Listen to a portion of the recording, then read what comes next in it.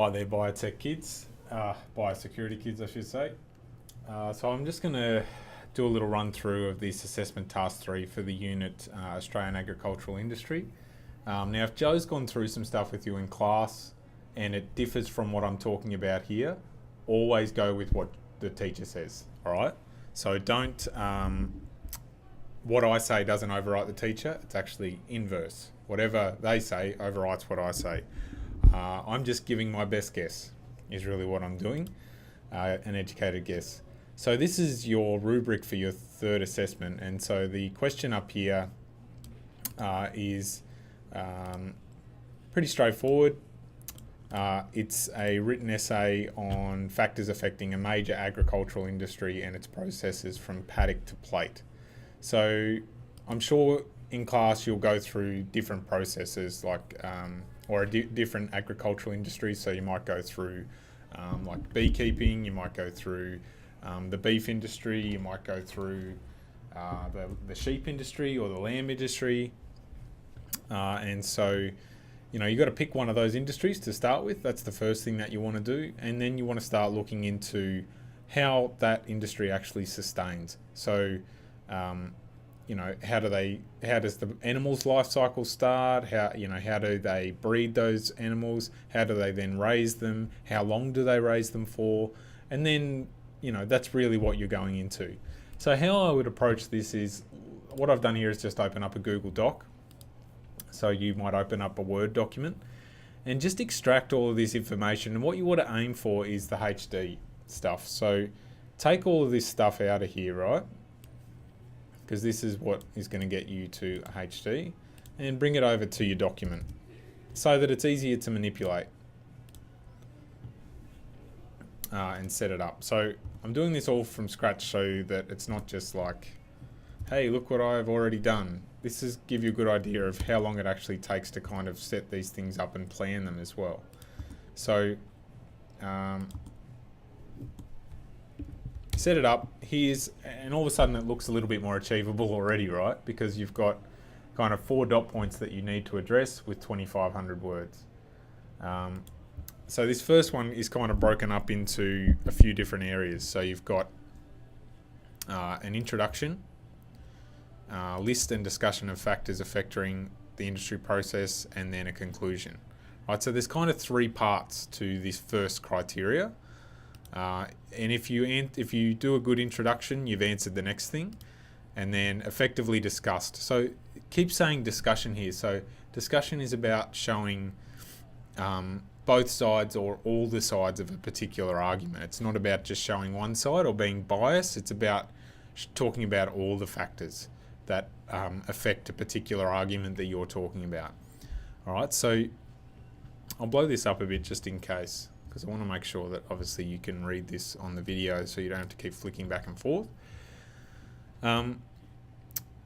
So really, it's pretty straightforward. It's just an essay, intro, body, conclusion, and in that body you're going to list and discuss factors affecting the agricultural industry that you have chosen. And really, the things that then affect that are these other things here.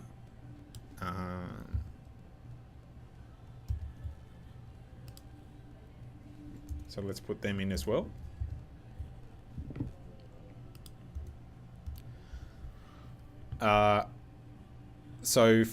This is only worth 10% of your mark, but this 10% of your mark will affect the other 40%. So if your referencing's not good, then your writing falls down.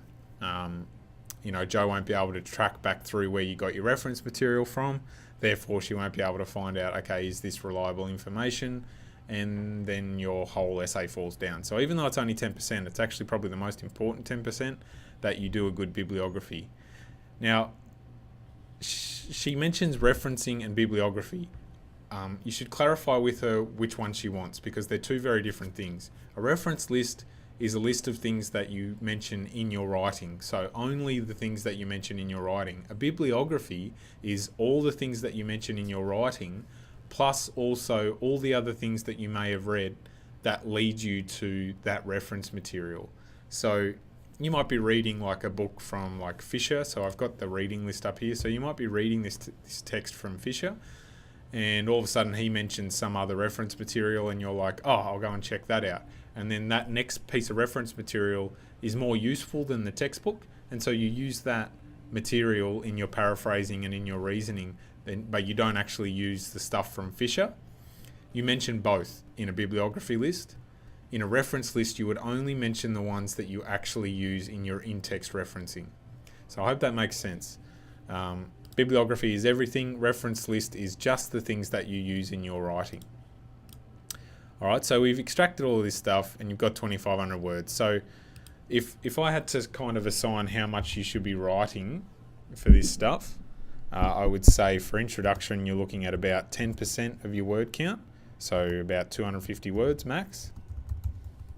And your conclusion, I would say about the same, 250 words, or 10%. And this just kind of gives you a ballpark of what you should be aiming for. And then this middle part, your body, is going to be obviously 2,000 words. It's going to be the rest, or 80%. All right, so it kind of gives you a figure to aim for. So if your introduction is getting to 500 words or 800 words or something, you know that you're going too in depth, or you're talking too much in your introduction. Even with conclusion, I'd probably say you can stretch that out because of the size of the body. You could probably stretch that out to 15%. All right, so where does that leave us, right? You've got to pick your particular industry, first of all. So the things that you need to do. Oh, whoops. Things you need to do. Pick an industry.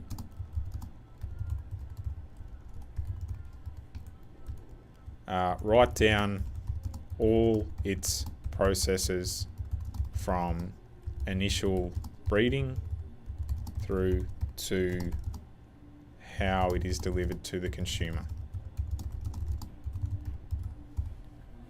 So it's kind of like make a list. Like, don't try and get too in depth. Just make a list of like, okay, so I'm doing cattle. So we start with calves, and we start with how they're bred. And then we start to go into how they're raised. So are they doing rotational grazing? Are they doing some kind of different process in that field? Or are they doing, like, is it like a particular pure breed, and so they're doing quite a small batch of cattle? Or, you know, you go through from the start, then you go through to how they're being bred or how they're being raised, and then you go through to how they're being slaughtered and or used for dairy and or used for stud. So stud means, you know, used for further breeding programs. You might have other terms that you use in this particular course. I'm just going off my own life experience and what we actually call that in from where I grew up. So you go through all those processes and make a list of them. So you've got like a timeline. You've got a timeline of how it starts right through to how it ends. And then those stages can become your headings for the processes. And then in each of those processes, you're going to go through, so in those processes, you're going to talk about factors that influence its success or failure, right? So in the breeding process, so what are the factors that are involved in that? So obviously you need a bull and a cow, right? So you at least need those things. Genetics, you know, you might talk about genetics in that, and the genetics of the cattle and how that's affected and how that's manipulated. You may also talk about, you know, availability of resources and how that affects breeding. You know, availability of grain and grass to a farmer may affect how that is actually, that cattle is actually bred. So in each of those stages, you then pick out one or two factors, depending on how your word count goes and depending on the process that you've chosen and the industry that you've chosen. you go through and you talk about each factor that affects each of those stages. So you might do 1 or 2 factors that affect each stage and go, oh, I've got 3,000 words, that's way too much. Or I've only got 1,000 words, it's not enough. All right, so you need to decide how much you need. I can't decide that for you, Joe can't decide that for you, but really what you're looking for is kind of a balance between outlining that process and making sure that it's really well outlined, and then in each of those stages, what factors are affecting that particular part of the process. Do that first, right? Don't do your intro first or your conclusion first. Do that first. List the processes, and then inside that have little dot points that are the factors that influence that. So how do you find out about the processes? Well, you read through the reading material. So the reading material is here, and you pick the stuff that relates to the particular industry that you've chosen. And all it takes is copy this, bring it over to the search and discovery, and see if the library's got it, right? So I've picked one that the library has. It's an ebook. So I can come in here and I can actually look at the electronic resource. That's the detailed record. Here's the URL for it. All right, come into the URL, and this should give me access to the ability to the particular textbook to actually read through it online. Right? So that's for that particular resource. They may not all be accessible on the library. If you have problems accessing these things or finding these things, go and talk to the librarians, or talk to Jo, and she might be able to help you find them. But the librarians are a great resource for when you need to find research. So that's the reading list, right? So one of the things here it says is to read widely beyond the unit reading materials. So this is the unit reading materials. So if you're using stuff outside of this and it's effective research material, then you're meeting the criteria for a high distinction, right? If you're just using this stuff here, then you might still be able to get a high distinction if you're writing clearly enough and using good resource material, but you're more likely to only qualify for distinction, right? So that's the other thing. So you've decided on your industry, go to the reading list and pick out all the things in the reading list that relate to that industry, and that's where you'll start to find out information about the process for that industry, and you'll start to see the factors that affect each stage of that process. So really what your layout should look like is kind of like, here's your intro, that comes last, after you've written your body. So body will have process step by step. So step 1, and then factor 1, factor 2, and factor 3, factor 4, however many factors you need. Step 2, process repeats, factor 1, factor 2. Once you've done that, so do this first.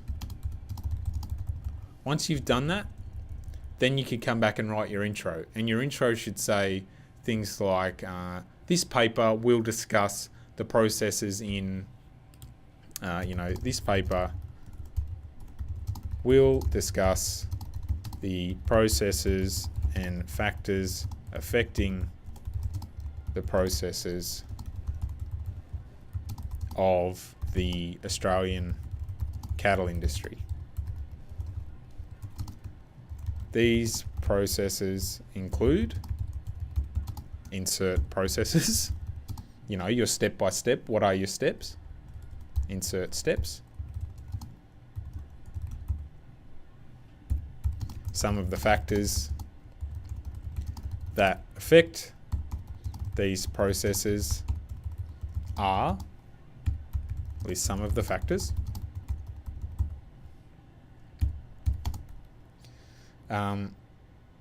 And then get into your body. So, and then your conclusion will say something to the effect of, the Australian cattle industry has set out a reliable set of processes for those involved in the industry to maintain our standards. The main factors that affect their ability to carry out these processes effectively are insert processes, insert factors.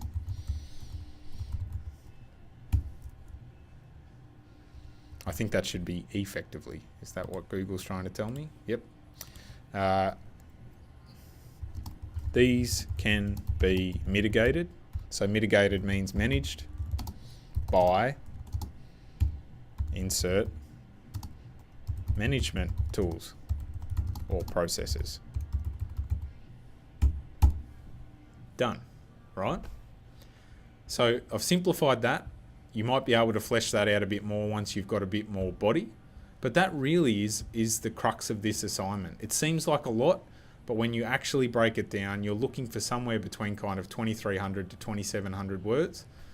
And don't fall for that old trick of, I'm just going to keep waffling on and writing because more is better. More is worse. I guarantee you, Joe will agree with me on that. If you can be concise and to the point, and you go through all the steps and you've listed some of the factors that affect those steps, and you do a decent introduction that introduces what's in your body, and then you do a conclusion that kind of sums up the main processes and the main factors, and you only get to 2,200 words, you've still got a chance of getting a high distinction. So less is actually better. Don't define things. Nowhere in this rubric does it say define what that means, define this term, define all the terminology that you use. Nowhere does it say that. So do not waste time defining things. You are actually trying to explain the process. You don't need to explain all your terminology, just explain the process, and then you're using research to find the factors that affect those processes. All right, so don't waste time defining things, or otherwise your word count will end up at 3,500 words. That's all. If there's any questions, get me on the socials that I'll put alongside this video. I'll do up a better document that's a little bit better of a layout than what I tried to produce here. I tried to just show you kind of how long it can take you to really plan these things. I've recorded for almost 20 minutes. So if you're spending any more than kind of 20 minutes planning this out and thinking about it, then 20 to 30 minutes is all you should need. And then you want to just start going through the reading material, finding things that relate to your particular industry. And then you may also be able to find, I just want to talk to you a little bit about that too, actually. So let's say we come to this resource. Remember I said about finding information inside of another piece of reference material. So if we come here and we are reading online, hopefully this doesn't take too long.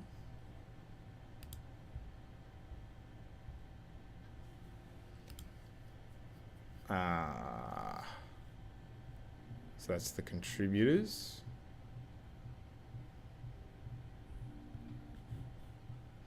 So let's see what we can find.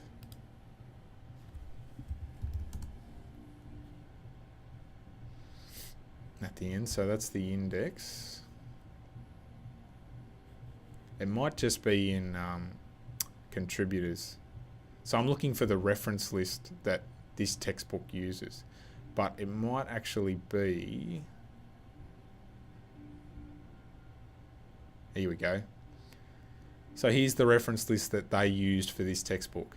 So if you find them referencing one of these things that you're reading about, go and find this text as well. So let's say that you found somewhere in this text that they were talking about Gaskins, Steenkamp and Kumar, and you're like, oh, I'd really like to read further into that and figure out and learn a little bit more about that.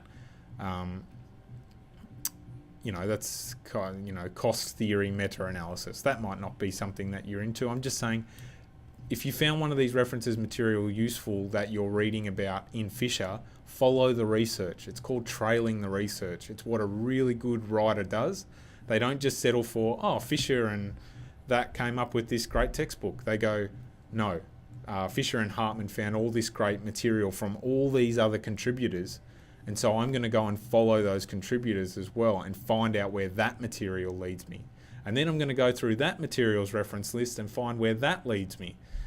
And eventually you get back to the original writer, or what we call the seminal author. So the original author of that particular idea or that particular theory and the research that they did, and that's the person that you want to get to. All right? So that's what a good researcher does. If you're not going to go to that sort of effort, don't expect high marks. That's how it works. All right? If you're just going to use the base material, you'll get distinction might be the highest that you achieve, and there's nothing wrong with that. I'm saying if you want to achieve high distinction, you follow the research, you follow these seminal authors.